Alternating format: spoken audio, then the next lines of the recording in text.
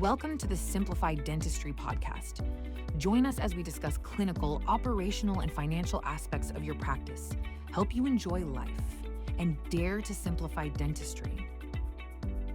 Hello, I'm Richard Offutt. I'm your host today on the Simplified Dentistry podcast. We're joined today by Kara Kelley, founder and CEO of Clinical HR. Clinical HR is a consulting firm that provides HR solutions to dental practice owners to help recruit and retain quality employees. We have a special thanks, of course, Provide Bank and NSK. Kara, welcome. Glad you are here. Well, thank you, Richard. I'm happy to be here. It's an honor. I've talked a little bit about you. Tell me a little bit about yourself. Tell me how, you don't wake up as a 12-year-old and go, I'm going to be an HR specialist. How did you get there? No, you don't. Although I do say that I have every teenage girl's dream job. I get paid to talk. Yeah. No, both with HR and with dentistry, I kind of fell into it.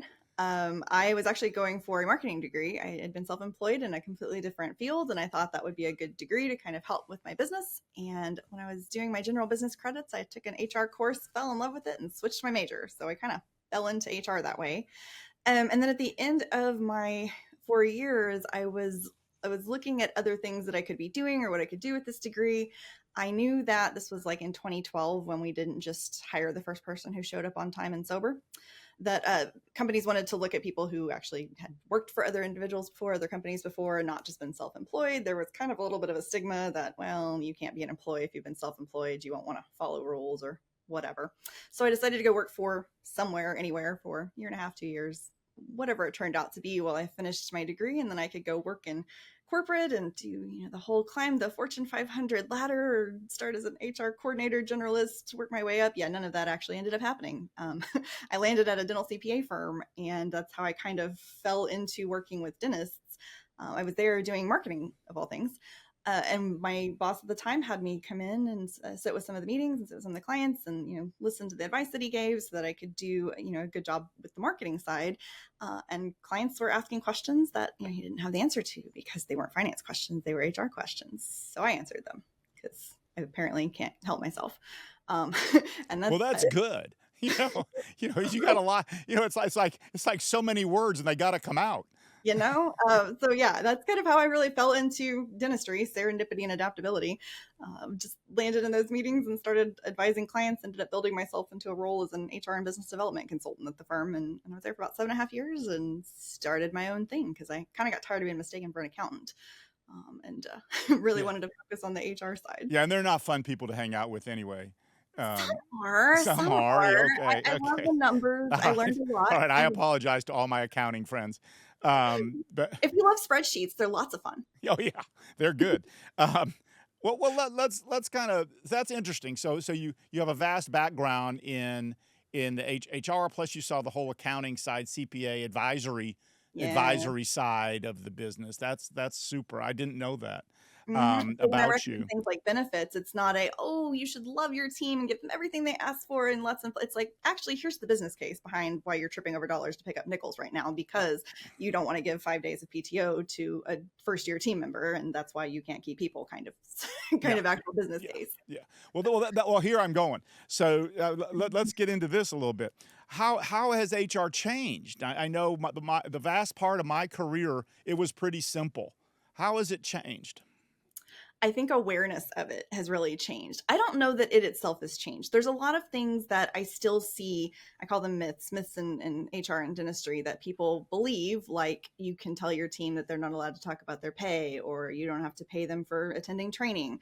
That's not been true since like the 1930s. There's some like 80 or something year old laws that are really different than what you would imagine they were. And they were those things back then. It's just that there wasn't as much of an awareness of them. There wasn't, I guess, as many audits being conducted, or people hadn't gotten enough trouble at that point. And now you have more people who really are aware that there are these laws that actually apply to everybody. You don't have an excuse because you're a small practice. You don't have an excuse, depending on what state you're in. There are different headcounts for different things that apply. But there's also some that apply to everybody, every employer that's out there. And so I think that awareness has definitely changed. I also think the job market has changed. I know a lot of people want to blame the pandemic. I personally feel that the pandemic compounded these problems. It didn't necessarily create these problems. But I think that has really definitely had an impact over the last few years. Hopefully, tapering off to some extent, although we do have some other things going on, at the federal level right now. But at the same time, I really feel like that's something that's definitely changed dentistry from a long-term perspective. I also think that people coming into practice ownership have changed. You've got dentists that are, coming in with a lot of student loan debt. That wasn't the case before. The practice notes are going to cost more. The buildings cost more. All the expenses cost more. And so, they're not taking home as much as what you would have starting or buying a practice 20, 30 years ago. So really just kind of a well-rounded, everything has changed a little bit in some way. That's given us the situation we're in now. So not long ago, I wrote a piece for our Simplified Dentistry Facebook platform, and I talked a little, and I was bringing up HR, and which the demographics that I'm in as a practitioner, I've kind of bridged that time from when nobody really talked about anything till when now it's kind of a comprehensive. You have HR consultants, right? And it used to be, if you provided PTO and healthcare, you were good. You were 2 weeks of vacation or PTO time, and you're good. Talk a little bit about how that has changed, because what are employees looking for when they apply to the dentist down the street? What are they looking for?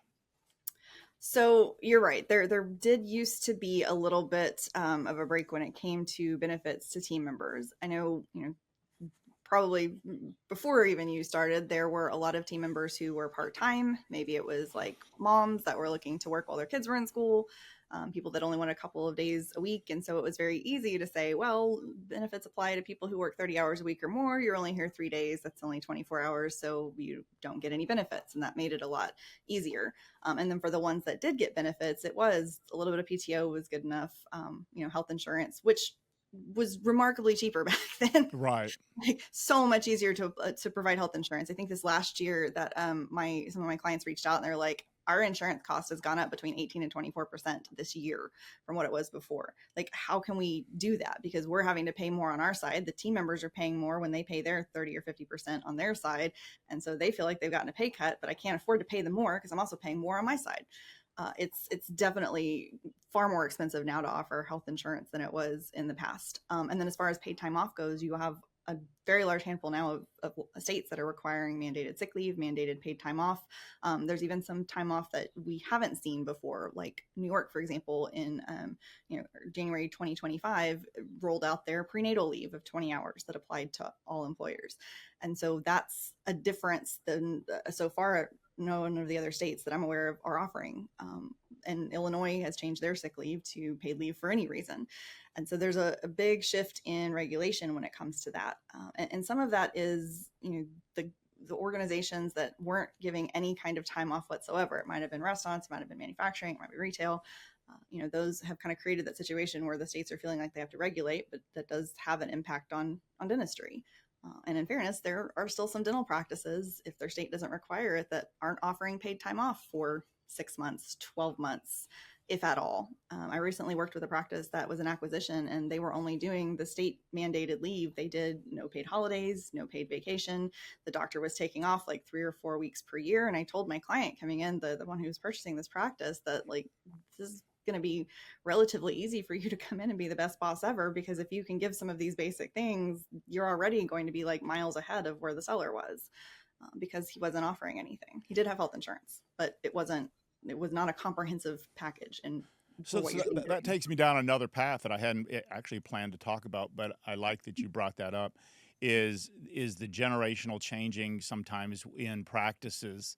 And I guess, as you said, you don't have to be that good, but you're better than the other guy, right? But how are costs driving those decisions?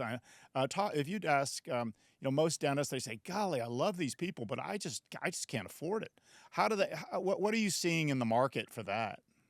Well, some of them truly can't, and they end up with turnover issues. Others, the ones that are smart, that really don't have the budget because they are either a startup or they just have a massive amount of student loan or practice note debt, or it's just a very high overhead, whatever the case may be, they're asking their team what they want.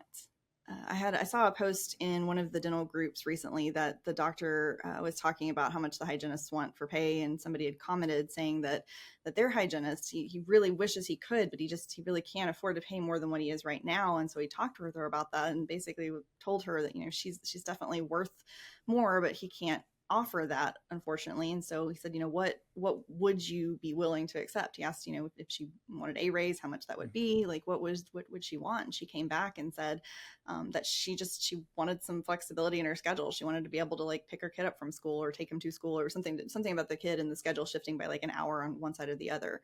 And he's like, I don't even know how I got this lucky, that somebody would accept that. And I responded to him and I said, it's because you asked and you gave her the flexibility that she wanted. You gave her something that mattered more than money. And I think we're not taking the time to really ask those questions and understand what our team really wants, because sometimes it is not just a paycheck. The communication of that question, by the doc, and her being willing to be candid enough to say, this is what I really need. This is what I want to make my life feel complete. So that kind of takes me to this HR as a recruitment tool, as a team builder, as a retention tool. Talk a little bit. How is that going on in a what I would consider the most competitive employment market that I've seen in dentistry, and I've been in it a long damn time. So how do you talk about how do you encourage your doctors to use HR as a tool for, as I said, recruitment and retention, building a team building? So to have it, first of all, recruitment, selection, all of those things are components of HR. And so just by doing that, you have HR tasks that you're doing. You're not necessarily doing it well in every case. You're not necessarily doing it compliant. You're not necessarily doing it with a strategy in mind, but you're still doing those things whenever you're hiring people. So if you're using HR as a tool to find and train and retain the best people that you possibly can, you're going to first of all start with a strategy. One of the conversations I'll have whenever somebody says I'm having trouble hiring is we actually look at where in that process you're having trouble. Is nobody responding to your ad? Is nobody responding to the ad after you reach out? Like they apply and you reach out and say, hey, I want to invite you for an interview, and they ghost you. Are they not showing up to the interview? Did they not show up the first day?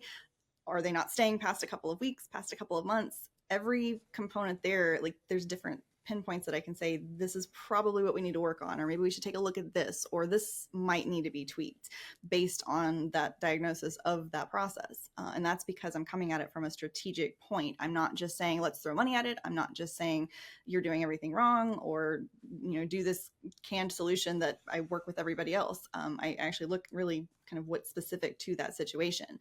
As far as retention goes, there are definitely benefits that can help both, attract and retain team members, but some of that has to deal with whether or not, again, you're using that strategic lens of how do I really give my employees what they want, reward them for longevity, and invest in my people and show them that I actually care about them and not just what they can produce for me, or not just what our bottom line is. People want to work with places where they feel at home, where they feel like this is a great culture to work in. They feel positive feelings toward work. They don't show up on Monday morning and sit in their car going, oh my God, I don't want to go inside today. I can't deal with that patient. I can't deal with my boss. I can't deal with my coworker.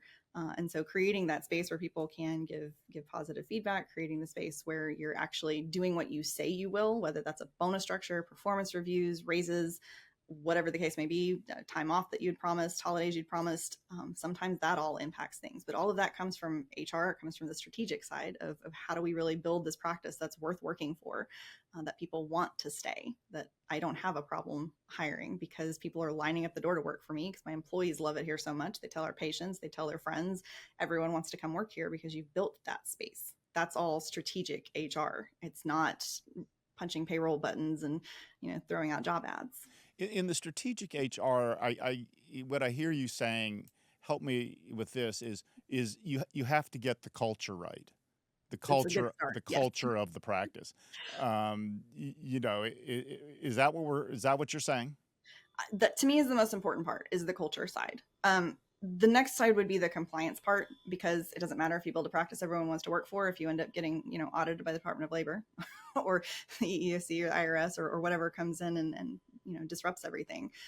Making sure that you have everything on the same page, making sure you have policies that are in writing, ways that you can help lead your team and make sure that everybody understands what they should expect from you and what you should expect from them, I think is part of that culture. And so if you're building that culture and then building it on a foundation of strong compliance, again, this is part of that strategic HR side. That's more than just the transactional approach to hiring and retaining people. So you hear this all the time from doctors when we're talking to them, and I talk to a lot of dentists every week, both when I was practicing and maybe, I communicate maybe with more random folks, dentists now that doing Simplify.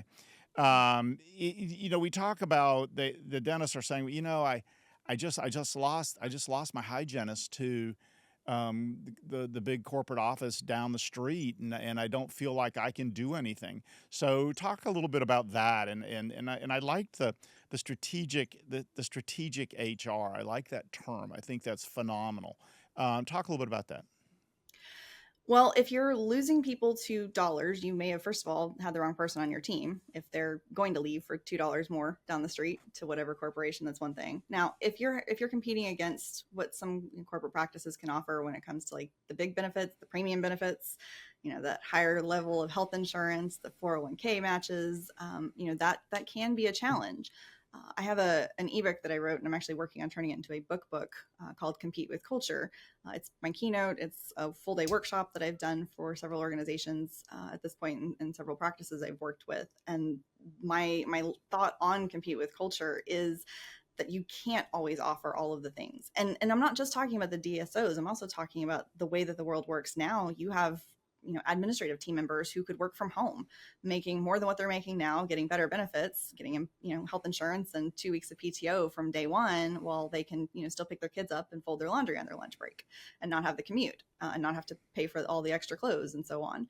So there's other things you're competing against, other companies you're competing against, and other jobs and other workforces, work structures, that isn't just the dentist across the street or even the corporation that came to town. Whenever you're losing people to those organizations, you really have to focus on what you can compete with, which is the thing that's with 100% in your control, which is that culture, because you will find those people who don't want to leave for a couple dollars more because they know how stressful that environment may be.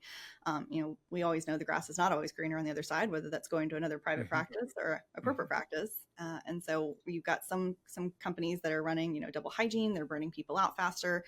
They may be able to offer higher pay, but it also is because they know that it's not as easy of an environment, or it may not be as positive as a culture in some cases. So really, again, like focusing with that strategic side and building that practice that people really want to work for and that they don't want to just leave is going to be as good as you possibly can get. If you're still struggling after that, if you've got a great culture and your team, making business decisions for themselves and their families, decide to leave for benefits that they wouldn't get with you, or pay that they wouldn't get with you, then that is something worth looking at. Of what can you do? Can you think outside of the dental box? Is there something that you can give them, like we talked about earlier, with the flexibility that they won't get from corporate, that they can't buy somewhere else, and that other practices aren't doing?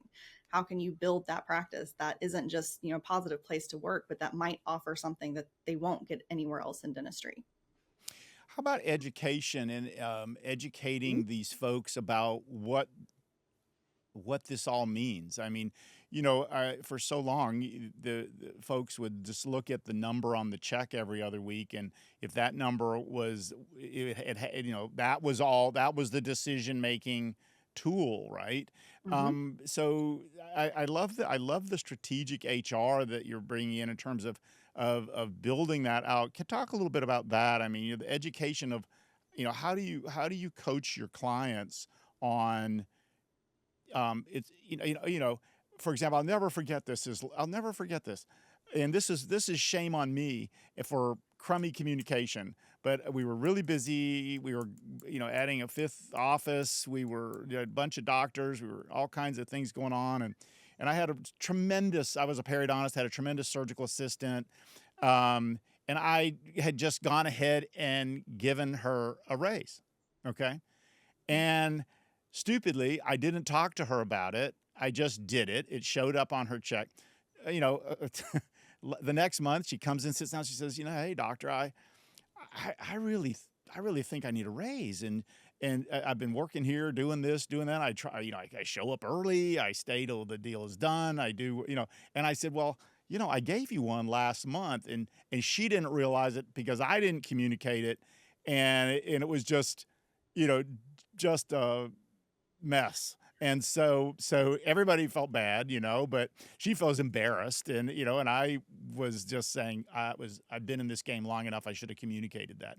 So how do you have your clients educate their people about what they have there? Total comp and benefit statement. And I'm happy to share that as a resource if you want to send that out. It's an Excel spreadsheet, very easy to populate. The one that I have, I updated it actually this year. So it has a column that'll show prior year as well. So you can show what the increase has been, either in the expense of like health insurance or the expense that you've maybe paid more for CE or whatever other benefits you're offering. But that helps you break that out in a way that they aren't going to see that just looking at, Indeed or Dental Post with all of the job posts out there. They just see the dollar per hour, right? Or the salary. They don't always see what benefits are available. Even if the job post shows that there are benefits available, it doesn't always tell the full story. And so whenever you're able to really break that out for them, especially for the team members who might not be as numbers inclined, may not be quite as analytical, not everybody loves a spreadsheet like I do. It helps you kind of give it to them in a very easy way to look at things. And so I'm happy to share that as a resource. That's one of my number one tools for educating the team on what the value to the practice actually is. That would be fantastic. So at the end of our conversation here, we'll put all of your information up, and people can email me, and I will make sure that they get it to your total compensation and benefits page. I think that would be phenomenal, because so many doctors, they're sitting there, and they don't talk about it in the office. They talk about it over a beer somewhere, and they go, golly, by the time I add this, and this employee per hour is very, very expensive. And so that would be a great offering. I appreciate that for all of our listeners, is because that education of what is actually goes into the mix is very important, and I know the doctors would feel much better with that being out there. And definitely communicate if you're going to give them a raise, if you're giving them a bonus. Yeah, that's right. I said shame on me on that one, right? I felt like I'd been in this game long enough. I said certainly she'll look at her check. It was an hour employee. Certainly she'll look at that hourly rate and say, boy, that's different. But no, and I mean, it depends on how much. People may not notice $1 or $2, but they'll certainly notice like $5 or or whatever have you. I'm not saying go give people that much of a raise, but if you do have an increase that's significant, generally people will ask, because they'll be like, did payroll make a mistake? Yeah. Do I need to give the money back? Yeah, that's right. Is there a clawback in this? Great. That's your opportunity, though, to first of all appreciate your team, and second, really highlight the fact that you are recognizing what they're doing and you are trying to give them more than what they had before. Take that opportunity, whether it's a bonus, a one-time thing, whether it's the monthly bonus, or whether it's a raise going forward. Make sure you take the opportunity to appreciate people, because that's one of the other things that they don't often get. And I sometimes work with leaders, both in healthcare and outside of healthcare. I do have some coaching that I do, and some workshops that I run for supervisors and leaders outside of healthcare. And I find those individuals, and you might know a few of them, that feel like people are here to do the job and that is good enough, and they don't need to be praised. I don't need anybody to tell me thank you. I don't need a gold star. I am perfectly fine without the adoration and standing ovations that some people seem to need. And it's just I don't have to do that. And so they don't feel like they need it for themselves, and then they turn around and don't appreciate their team. And people have different ways that they prefer to be appreciated, just like with motivation, just like with compensation. Everybody's unique in some way in how they prefer to really receive that appreciation. And some people do want that, a round of applause at the morning huddle, whereas other people just want that nice, quiet, handwritten note and a soft thank you. And they would love, anytime you can throw a little extra bonus their way. And they don't want a public event out of it. Some people want to see their posts on social media, and other people don't want to be on social media at all if they can help it. Like, everybody has a little bit of a different opinion on what really makes sense for them when it comes to appreciation. So doing what you possibly can, and certainly anytime you are going to give them more money when it's going to cost you more. Yeah.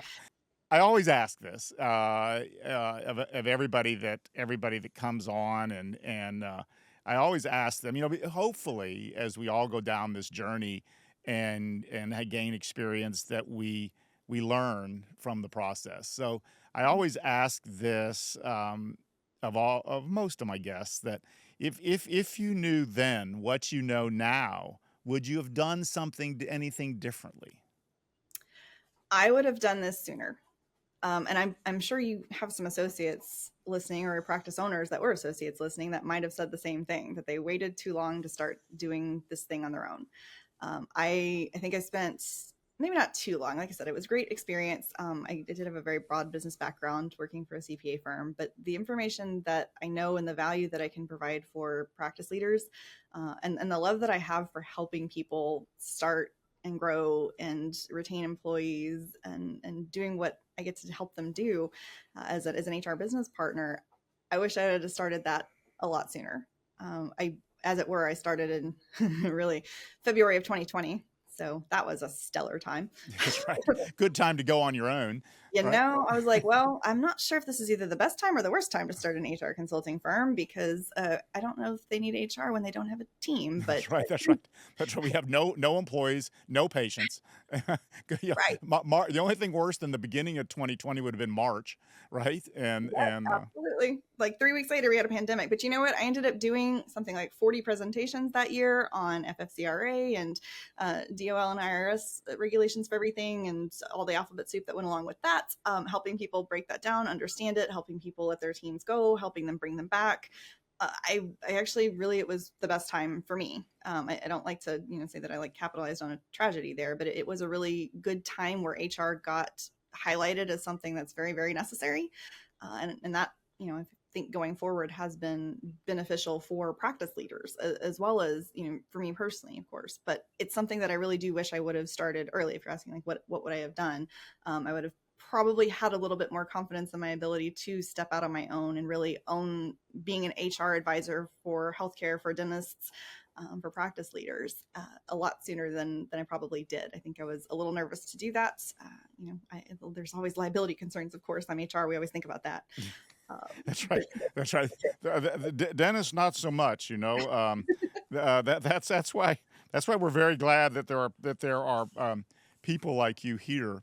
Well, you'll think about it, but you already have the dental board compliance and OSHA compliance and HIPAA compliance and cybersecurity. And by the time you get down to all of the bottom of HR, you're kind of burnt out on it. And you're like, well, I'll just deal with that when it becomes a problem. Yeah. And it ultimately may, right? I got stories. Yeah, I bet so. Well, we're here. We've been speaking with Kara Kelley, CEO and founder of Clinical HR. Kara, I want to thank you for coming on the Simplified Dentistry podcast. And I also want to thank you for offering your total compensation and benefits page to any of our listeners that care to do that. We'll put the information for getting that. I'm going to have them email me, and then I will route. And if you want us to handle it, I'll be glad to. Or they can I'll refer them to you, and you can send it to them however you want. But I think that's a tremendous thing to be able to see, because dentists talk about that all the time. Kara, I want to thank you for joining us, and I appreciate your information and your vast experience, and I hope that we can do this again sometime. Oh, absolutely. I'm honored by the invitation. Thank you so much. This was such a pleasure. I enjoyed having a conversation with you. Oh, thank you. You can receive Kara Kelley's Employee Total Compensation and Benefits Statement Excel spreadsheet as a free gift. Email Richard at simplifydds.com.